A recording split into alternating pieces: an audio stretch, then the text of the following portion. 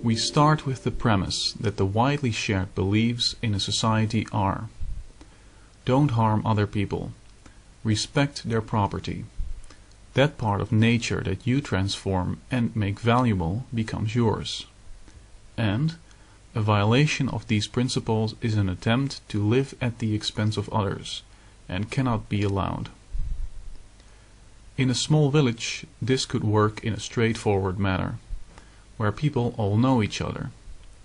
If you did something bad, everyone would learn about it, which would cause an immediate backfire, and you would have to make things right or become an outcast.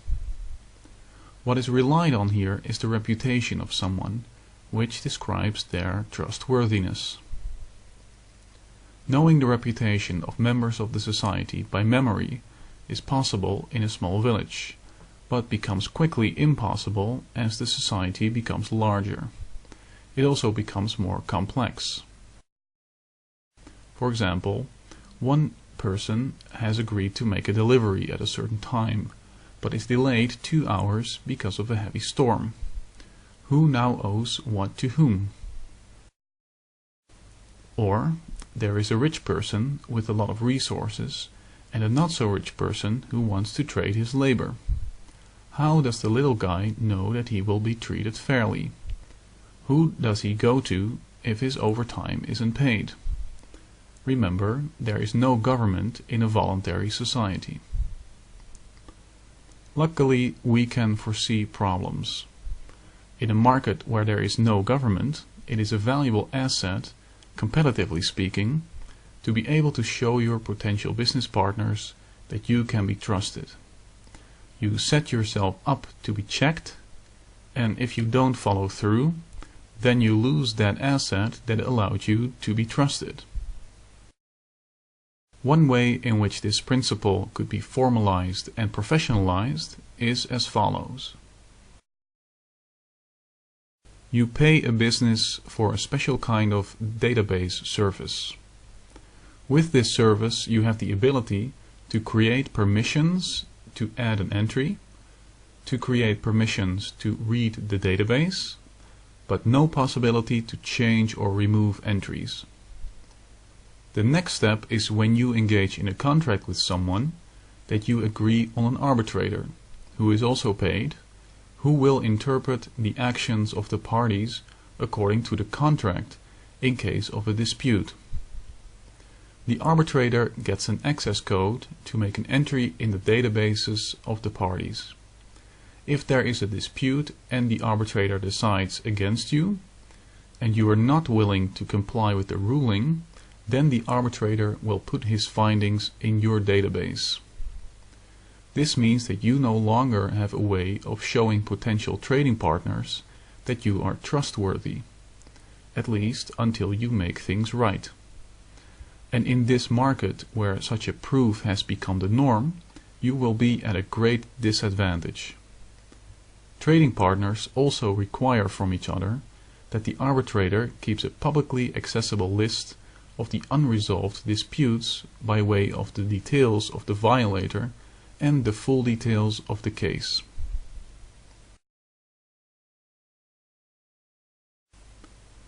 People can't just get a new record when they've done something bad, because a record that doesn't go back far is more a proof that someone is trying to hide something.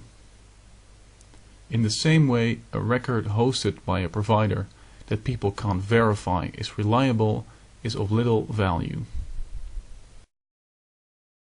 Personal records are very important, so providers have to make sure there are multiple online, offline and off-site backups, making them impervious to natural disasters and crime.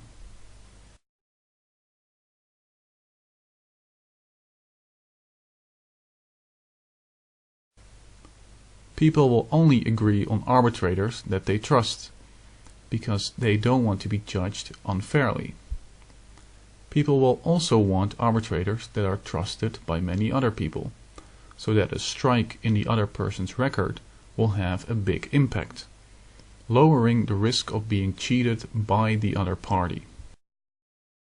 Another differentiating factor is the knowledge the arbitrator has about the specific kind of business that is being done. A dispute about farm animals requires a different set of knowledge than a dispute about microchips. The only way to get a good idea of the behavior of an arbitrator and their performance in a specific field is that they give insight into the cases that they've handled before. They could make the cases anonymous or give people a discount to be able to publish it, and cases where someone doesn't go along with the ruling get published anyways. Consumers also have a need in being able to make their case public themselves, with possible extra evidence, if they think they've been wronged by an arbitrator.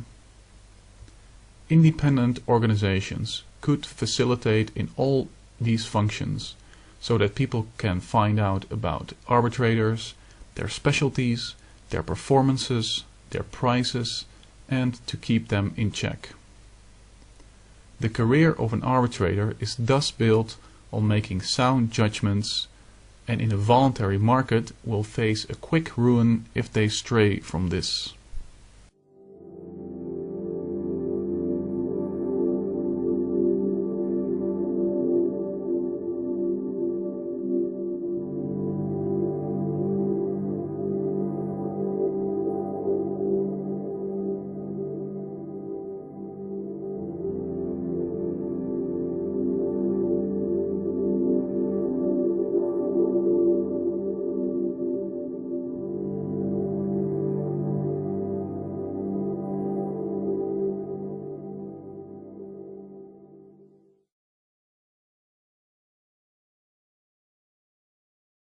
The above described system deals with persons and property, but only that property which is mutually recognized.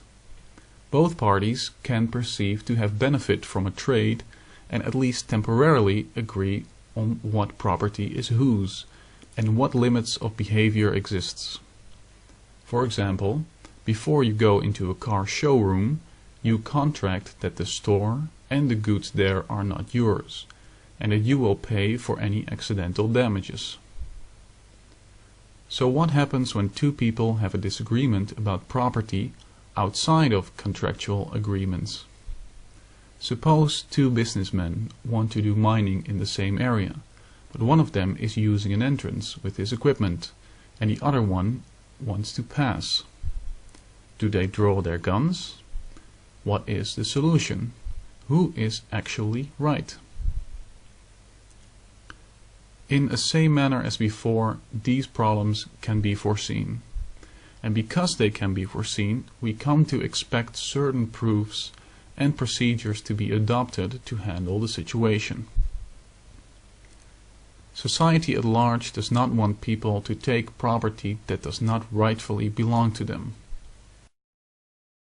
So in the case of land, to gain legitimacy in the public view in case of a conflict, you pay for an independent and trusted service of verifying and filing what you have done to the land and when.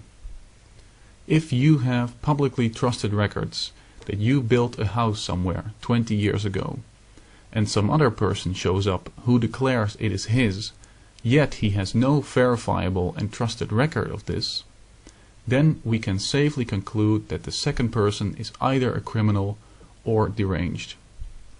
A protection agency would in that case also be willing to draw arms if necessary to protect the legitimate owner. This is also to say that a protection agency cannot simply sell its services to any buyer in any way, because they too are scrutinized by the public. If they are viewed as being above the rules mercenaries, criminals, they become the opponent of the entire society, which has many more guns, resources, manpower, and are all cooperating. In the mining example, there is no clear criminal. This means that resorting to strong-arm tactics would be highly suspect. Because it is easy to see that this kind of non-contracted dispute can also occur, it becomes expected from people engaging in new land use to have a predetermined and knowable list of arbitrators that they are willing to use in such a case. As different fields have different arbitrators specializing in them, farming, drilling, mining, etc., there will be suitable arbitrators that are successful and respected. We expect these to occur on those lists. All of this would be the reasonable solution. If one of the two parties feels he is being treated unfairly, he will always have the trump card of going to the press and making the case public, for which there can be a high price to pay by his opponent.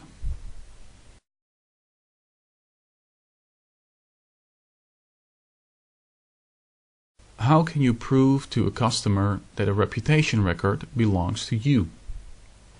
We foresee this problem, and it is of very high value to us, so we allow ourselves to be uniquely identifiable by our reputation provider, which becomes part of the service.